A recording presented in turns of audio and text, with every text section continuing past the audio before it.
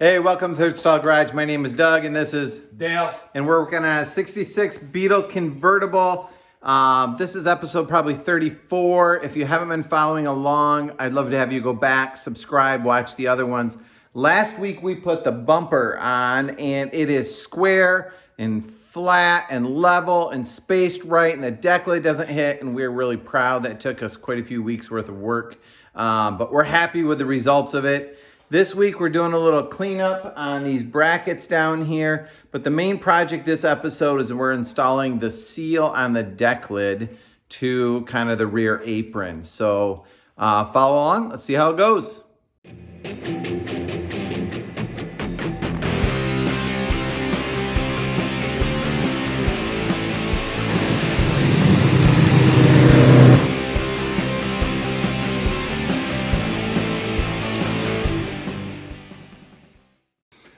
Okay, so if you were following along in some of the previous ones, when we had the apron off, one of the things we had was this this channel that the engine seal goes into. A lot of it had rusted away here, so it wouldn't have been holding.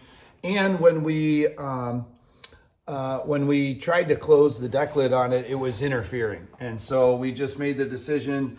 We needed a bunch of this for the hood anyway. So from Wolfsburg West, we have new engine seal channel. It's the same as the hood seal. I went ahead and bought a complete rubber kit for the convertible from West Coast Metric, and all because I was going to be buying this and I knew I was going to need it all anyway. So that was kind of a hold your nose and click the button and spend a bunch of money. But now we have the real engine seal that's going to go in it, and the key is to figure out how do we place this so that when we close the deck lid, it doesn't interfere, but we also don't want it in a spot where the black rubber is gonna end up showing beyond. So our thought, a little off camera we talked, is to probably figure out where we want it in the middle, and then we will need to bend. Supposedly these bend pretty well. So we'll see how that goes. We'll start in the middle and bend farther and farther out, and we gotta make sure we position it so it all looks good and shuts. So where did you buy the seals from?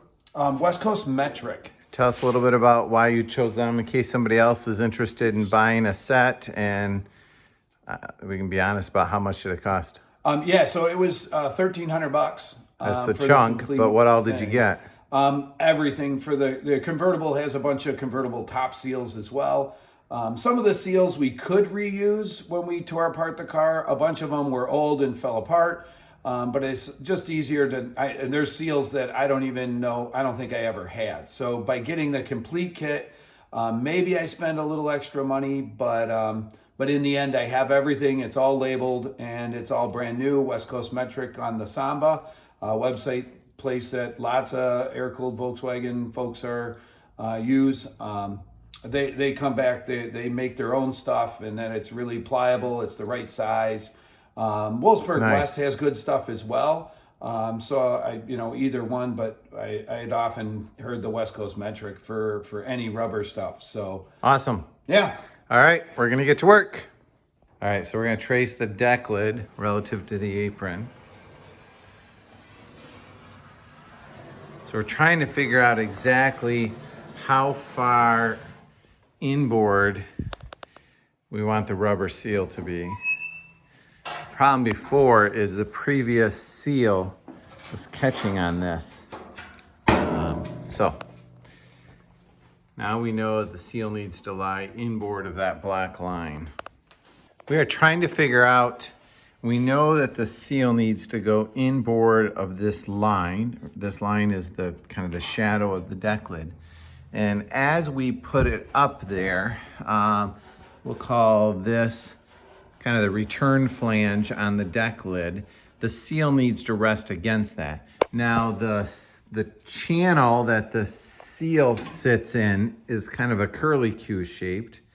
And so we'll call this the channel part and the flange part. So the channel part and the flange part. So the channel part, our theory is it needs to be inboard of the edge of this return. Otherwise, if it's in the middle here, when you shut the deck lid, it's gonna hold up the deck lid. Now the seal part rests up against the return of the deck lid. So if Dale sticks that up and just slides the channel over so that the curlicue part of the channel bumps up against the return of the deck lid, so that's as far to the outside as it can go, we get a dimension there of, let's see, right about there. We're just shy of 7/8 of an inch. My finger's blocking it. Maybe a short 7/8 of an inch, long 3/4, somewhere in there. So the inside part of this track, our theory is that it needs to be in a long 3/4, a short 7/8 from there. The challenge that gives us is we only have about a 1/2 inch here, maybe a touch less. So it's gonna ride, that channel is gonna ride up on top here a little bit, which we think is okay because it will just, as the deck lid comes down, it will be in this gap right here. And so we're gonna start out with, that's our mark of where the channel's gonna go. It's gonna ride up on this ridge a little bit, and it's gonna flow down off the side into the flat spot here and run up to about there.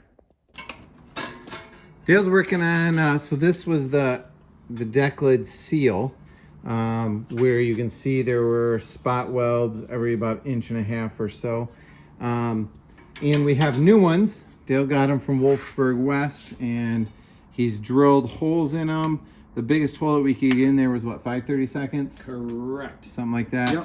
So we built just a little jig to hold it here, so while he drills it, the screws kind of lock it in place. The wood allows the drill bit to go through, which allows it to, doesn't pull up the metal as much, and those holes came out really nice.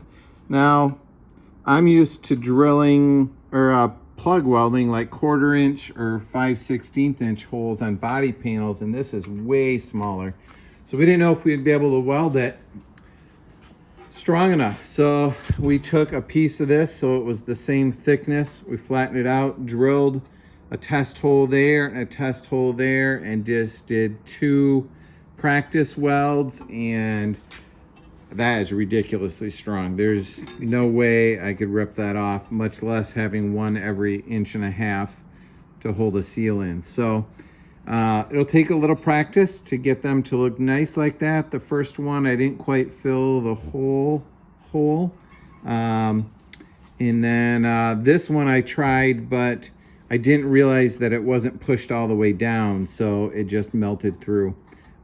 So we'll learn as we go, but this gave me confidence in the proof of concept. So Dale's gonna go through and start drilling all the holes and getting them ready, possibly even for the front trunk compartment. So we have those ready to go too. That little line right there is our center of the apron. These 2 thicker lines you can see is the height we want to be at, or at least not be less than. Threw a clamp on it. We drilled 3 plug welds in the middle to hold it as we start bending it around the edge. So I think it's time to weld those in. I'm gonna shine it right in there. There we go.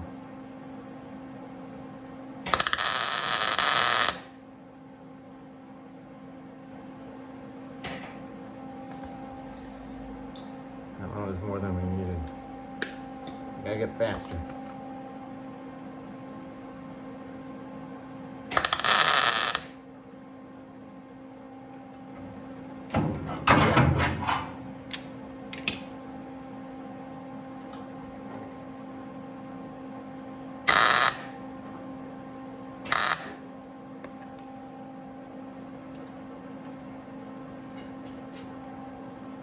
All right, we'll get better at that. Practice. You will, because we got to redo the entire front hood seal too. So, but Well, I didn't put not enough on. All right, time to start bending that puppy around.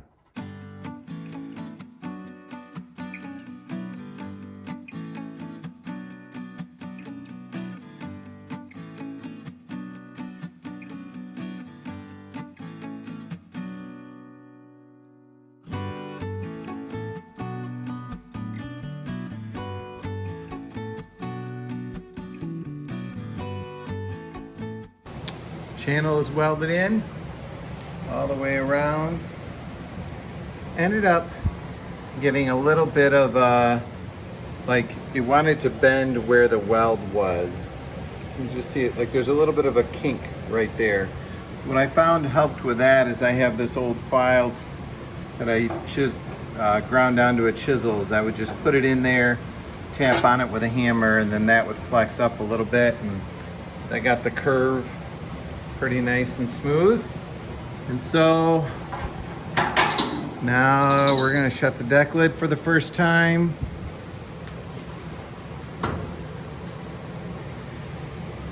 It doesn't seem to be shutting as far.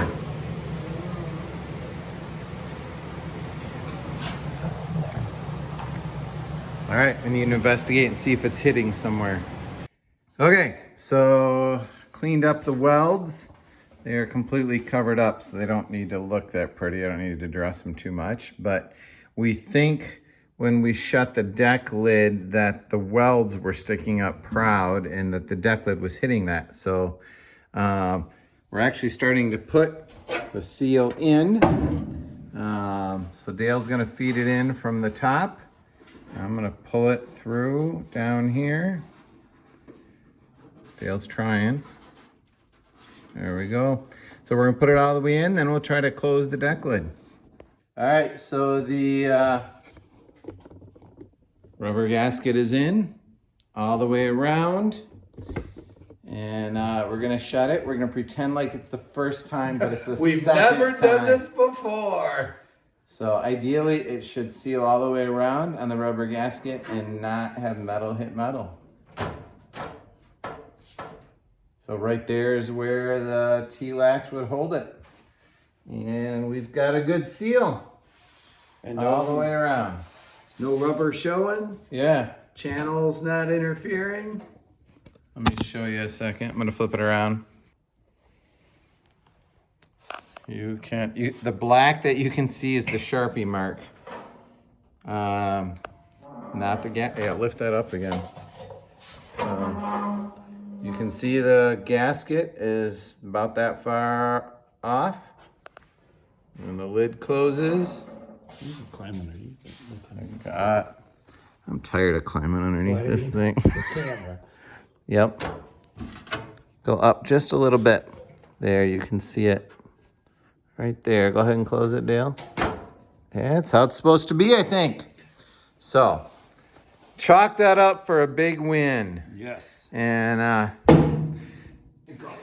so we welded up these side brackets, and you can tell they're not original because it bows down here, but we made it a little bracket across the top or filler piece.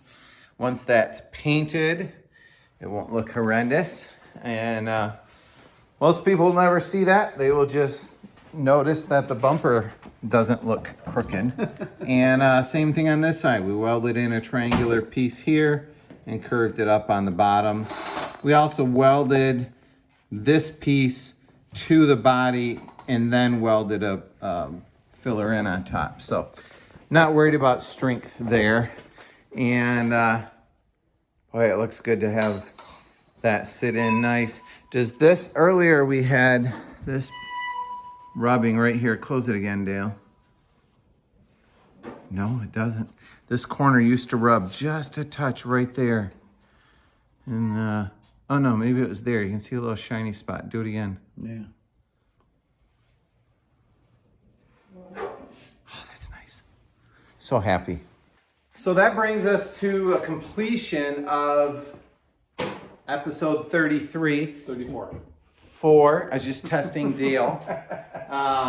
And we're not sure if we've ever started and completed an episode in the same day. Maybe it's because it's a bonus Saturday and it's good luck. The sun is shining outside in Michigan. It's a good day.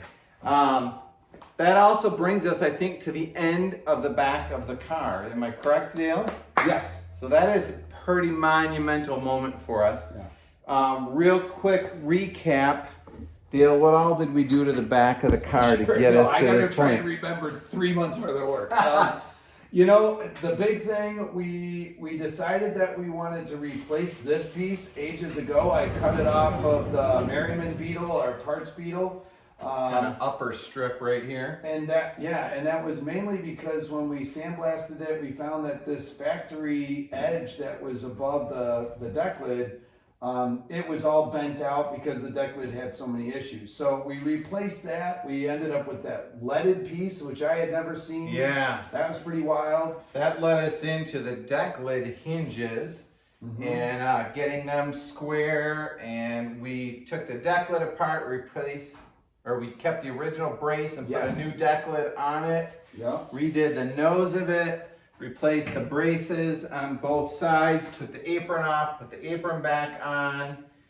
Ton of work on the fender brackets. And then the last step is the engine gasket seal and that track.